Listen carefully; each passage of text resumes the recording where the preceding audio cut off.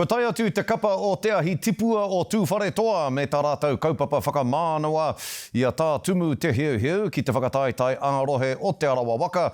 Ka tū rātou a pōpō hei te kotahi karaka i te ahi ahi.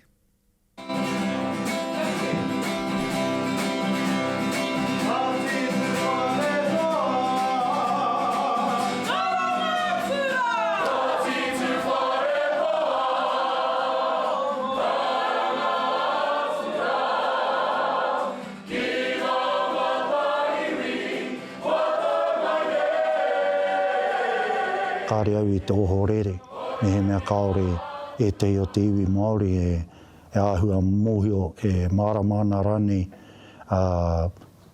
ki te hononga o Tūwharetoa ki ngā iwi o te Arawa. Nā te mea, me he mea kua tipu ake koe ki waho o te rohe o Tūwharetoa o te Arawa rānei.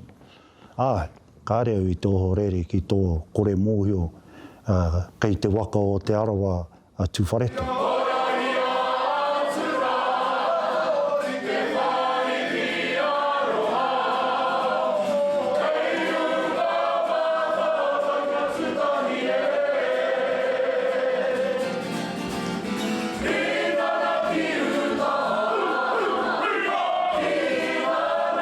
Ko tō mātou whaenga matua, ko tō mātou kaupapa, koera.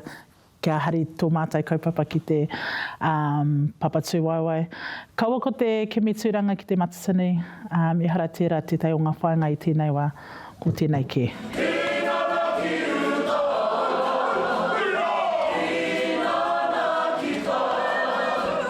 Me taku mōhio, kua rua pēr te wā, kāre tētehi kapa no Tūwharetoa I tū, kua tū ki te matatini.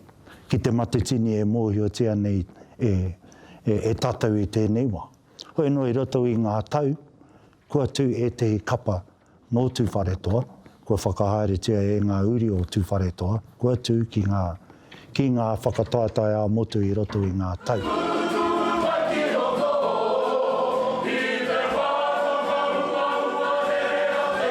Te rohe, ua rawa, nā. I te mea ko mātai te kai o te waka a Tūwharetoa. Nā reira, kāre tino wāhi ki waho o te Arawa. E tae mātai te kuhu atu.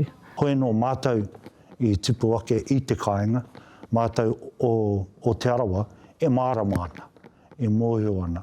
Mātou me ki ngā uri, ngā whānau, noho ki ngā marae, I roto o Tūwharetoa, o te rai roto I a te Arawa, e māramana ki e rā hononga whakapapa, ki e rā hononga tuku iho, me e rā hononga e wāinga nui I a Tūwharetoa me te Arawa.